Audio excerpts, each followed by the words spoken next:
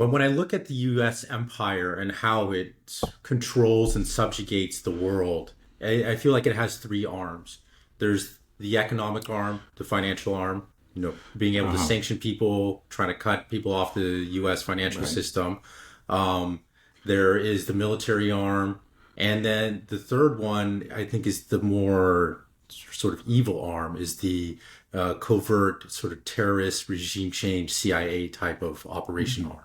So those are the three. But the first two, the economic sanction arm, that's really Yeah. been kind of dismembered in a large Uh, part for larger countries uh-huh. like Right. Iran and Russia have shown that it's different. And so that arm is withering and dying.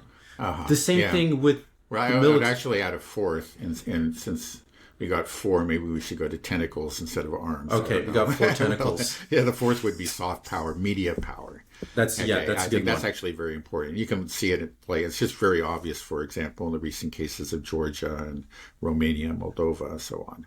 And yeah, and now in Syria. I mean, there's just sort of the obvious attempt to whitewash. And it's sort of like 1984, these were terrorists. Now they're, 3 days later, they're now freedom fighters and diversity sensitive and so forth. Right. Okay. Yeah, that's a good arm as well. The soft power arm, but the economic sanction arm, the financial weaponization, the dollar arm is been largely neutralized. It's fully neutralized by Russia and largely neutralized by Iran. I think also the Uh, military arm has been largely neutralized as well, as we've seen through the Ukraine war. So that kind of just leaves the other two options, and kind of that address that we saw Netanyahu gave, I guess, is an example of the soft power. But the mhm. other one that I think that we're going to be seeing being used more and more by the U.S. empire and its vassals is, unfortunately, I think, is terrorism. I don't think you can Yeah, really call it anything else. I mean, right.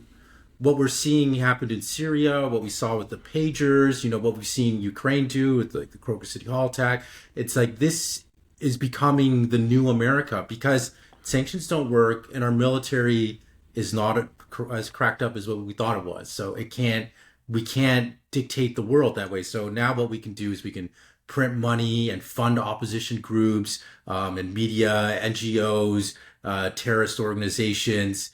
That's what we were becoming now. And that's sort of the new control mechanism of the American empire. Do you think that's accurate? Yeah, well, I think you can certainly see that, like particularly in the case of Ukraine. There's a direct military conflict, but it's one that Russia is winning and will win. And yeah, I think that, but they're not going to give up, and that's probably what they're going to go to. And they've already gone to it to a certain extent already. It's just attempts at, again, you know, um, funding and training and otherwise supporting terrorist groups within Russia and on Russia's borders. Um, I think you're right. I mean, that's it. They're not going to give up. These people are obsessed with these, um, with their hatred of Russia and of Iran and China to maybe a lesser extent. And if they can't do it one way, they'll try another way. Even if there really is no chance of success, they'll do it because they just feel like they have to do something. That's the kind of people they are. They can't say, "Okay, we lost. That was a mistake. That didn't work out." It's just that, okay, we can't give up. We just got to throw something else at them. And then at some point, the only thing that they do have to throw at them really is what you're describing, these covert activities.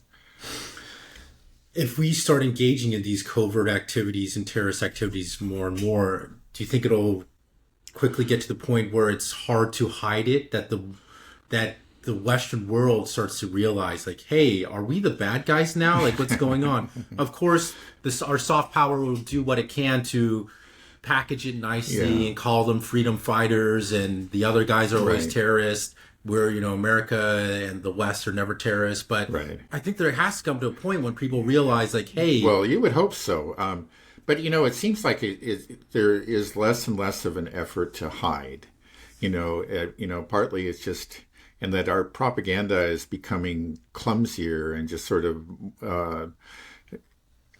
I think, just much more easily seen through. That just think about like what's happened in Georgia. I mean, these things were just okay. The wrong side won. There are protests, and now we have to sanction Georgia and support the protesters. And And then Moldova, the right side won, but actually, we accuse the Georgians of somehow some kind of electoral fraud, but no evidence is provided. In the case of Moldova, you have an obvious case for electoral fraud. I mean, the largest number of overseas, or we say expatriate Moldovans, are in Russia, but you only give them, 2 polling stations, both in in the embassy within Moscow. And meanwhile, the Western, Moldovans, they have 30 times that or something. It was just, I mean, it's so, what can you say? I mean, it's just not, this was just a statement. We're committing electoral fraud. We're doing whatever we can to manipulate the results. And similar efforts were, taken within Transnistria. So the right person won. Everything's fine. This is wonderful. This is a victory for democracy. And then you have in Romania, right? There was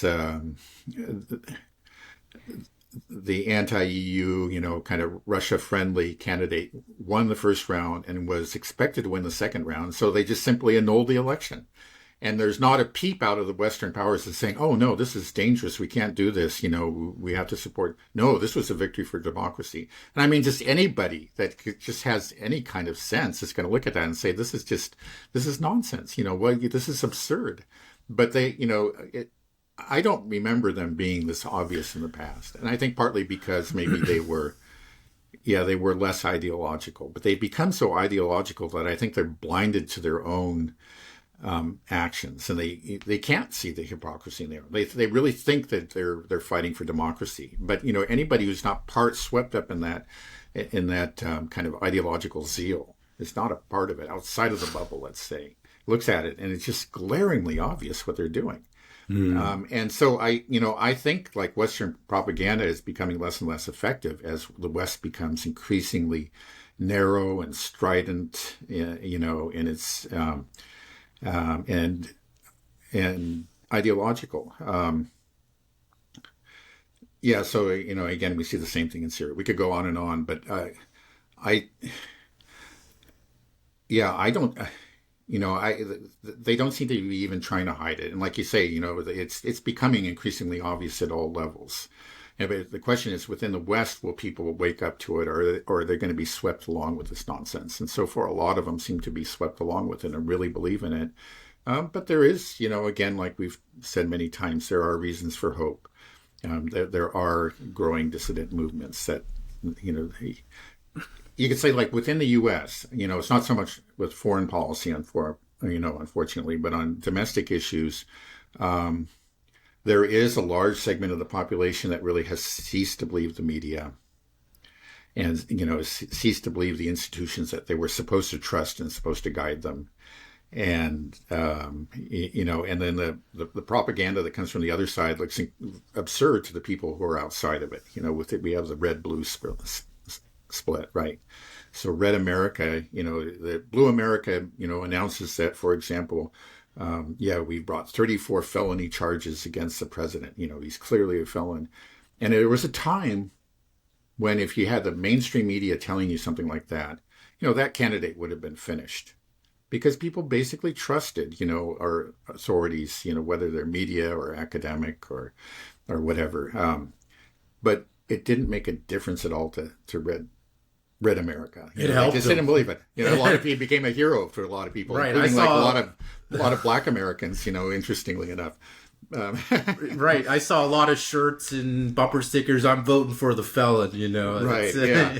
But I think we can extend that back to just kind of the larger Western propaganda thing. It works within the bubble, that part of Western society that really is the true believers. But you get outside of that, and into the rest of the world, and people are just shaking their heads. It's not having an effect. I think,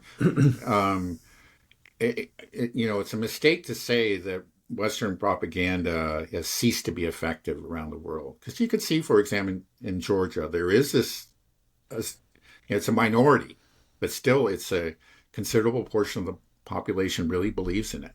It's hard to understand, but they do. So they do still have power, but I think it's shrinking. There was a time when that color revolution would have succeeded. This time I think you have enough people that have seen through it in places like Georgia, and then you have a government that has seen, the color revolutions play out and know what's going on. So it's, we won't stop doing these things, but, I think they may become they are becoming less effective over time.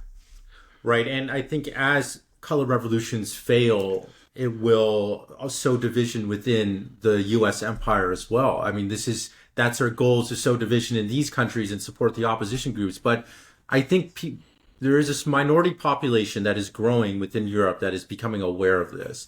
And I'm wondering if this division that we're going to start to see grow within the West, that ultimately is what's going to bring down the U.S. empire, more so than anything conventionally on the Ukraine battlefield or through Syria and Lebanon. Right. I think you're right about that. And of course, those things can have an impact. Like what happens in Ukraine could have a huge impact and could end up strengthening those dissident forces.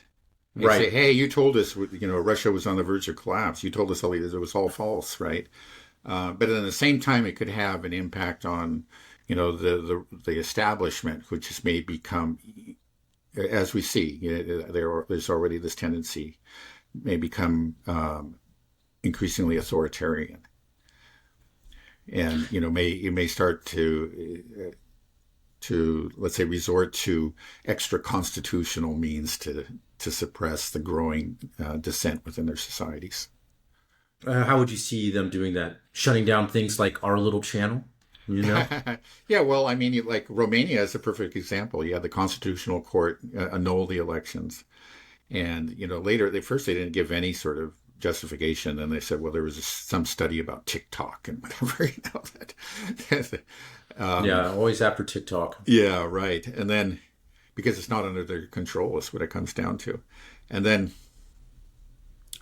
the ruling party, the one that probably would have lost power in the elections, actually simply shut down the main opposition television network. It was the only remaining, opposition television network. That's a perfect example of the kind of things that are happening. So, like in Romania, they're going to have to hold the election again. There's talk, I forget this, can't pronounce the guy's name, but the one that won, but was annulled.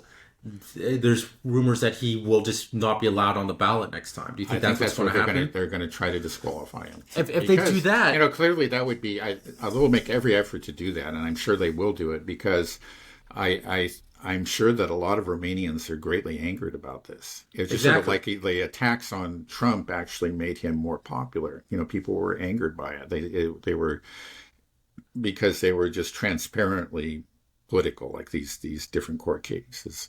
And I think most Romanians will probably see that. So the only solution, unless everything will fail if they, all their efforts to place obstacles in his way. Well, he'll overcome those obstacles if they hold the election. He's allowed to run again. He probably will win with, an even greater margin. So they'll do something. They'll find some reason to disqualify him. Well, we'll see protests on the street, right? I mean, if it's something like this, a lot of Romanians are going to get angry. This is just an example, though. As the empire is losing its grip, it becomes more authoritarian. It's becoming more open and brazen about its regime change operations, color revolutions. People are seeing through it, which is causing more and more people to reject the empire.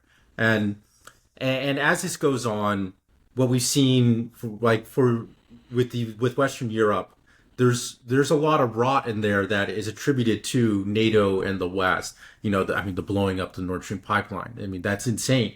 Yeah. And just the increased energy prices, they're being economically strained because the U.S. is telling them what to do. You got to support them. And then most people are like, hey, why don't we try to talk to Putin and have dialogue? If that view was presented, I think most Europeans are like, that makes sense. Instead, I think you're fomenting a collapse within Western Europe. I mean, what we saw in Syria, I don't think we'll see happen in Western Europe. But I mean, Syria was economically constrained with the sanctions. They were tightened and weakened and divided, and then it just fell apart. But we're starting to see there's a lot of internal divisions happening within the West now. And I'm wondering, at some point, I think it could start to break up, and then you have the collapse really within the empire from within.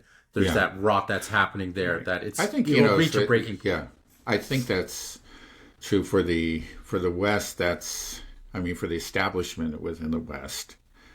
That's the greater threat. It really is.